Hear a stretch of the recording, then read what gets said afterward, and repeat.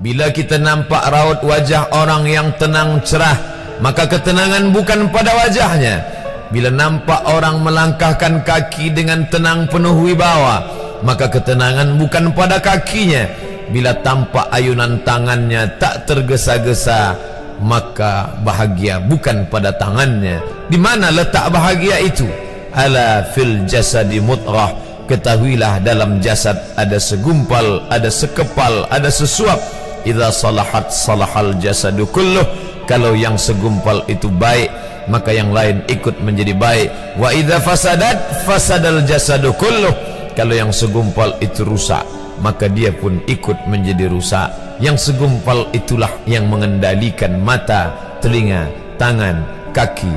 Yang segumpal itulah tempat rindu, benci, marah, ridha, ikhlas, fasik, hasad, kufur.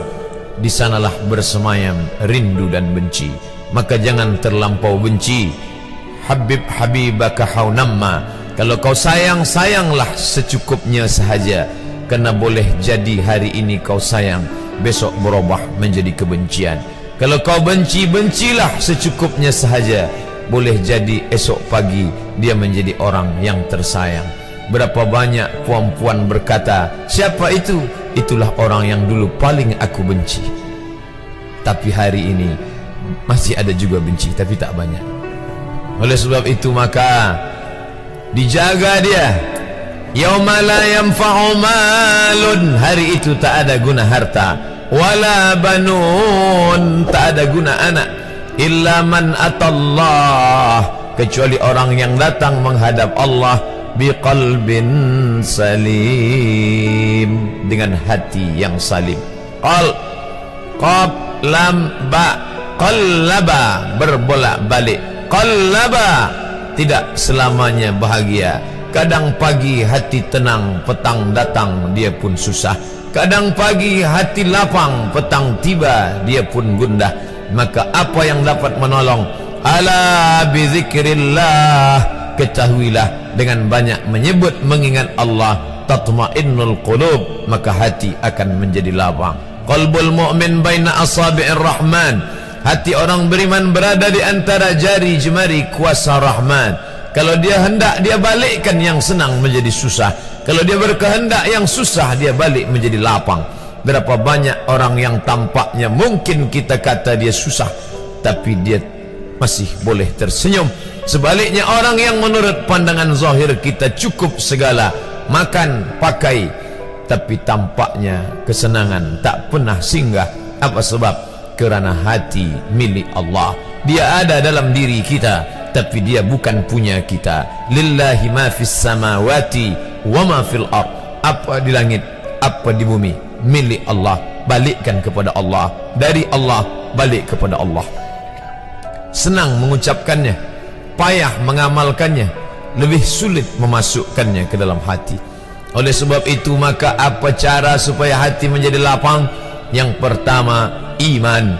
Mesti ada iman, percaya bahawa dia ada walaupun tak tampak oleh mata.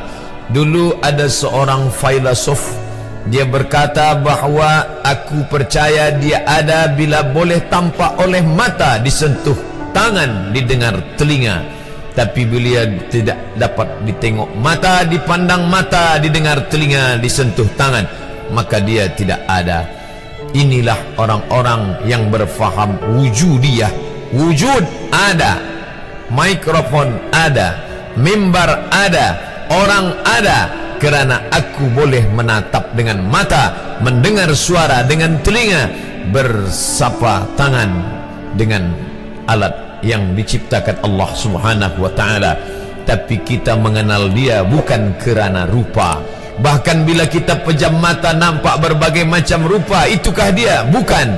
Walam yakul lahu kufuwan ahad. Bila kita pandang tengah malam tampak bermacam warna rupa, itukah dia? Ma khatara bibalik fallahu laisa kadzalik. Apa yang terlintas di hatimu, maka dia tidaklah seperti itu.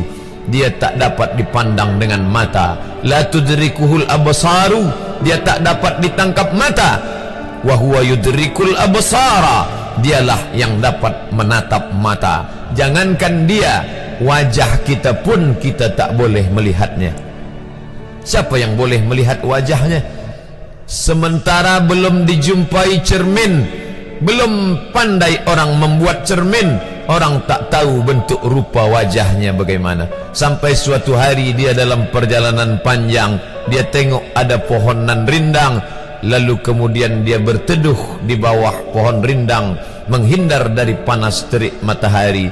Di bawah pohon rindang ada kolam air, maka saat dia akan mengambil minum dari air kolam, disitulah dia melihat wajahnya. Oh, begitu rupa wajah di dalam air kolam.